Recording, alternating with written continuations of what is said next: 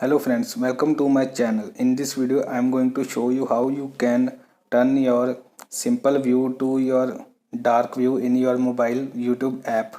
So it is very simple. So you can see there is simple view of YouTube, and I will go to, you can see the on the right corner my T option. You just click on your profile picture and then you can go to this page. After that you can select the second last option. You can see settings here. Just click on the settings. After that you can see on the first option is general, so click on the general setting. So after that you can see the general.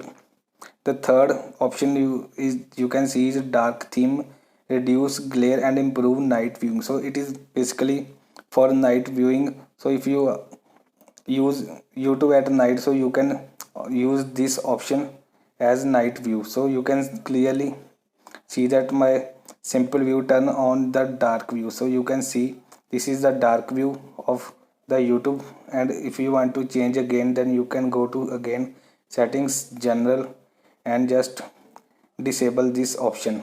Then you can go to back to the simple views. So this is how you can turn into a dark mode. So if you like this video, please subscribe to my channel and hit the like button.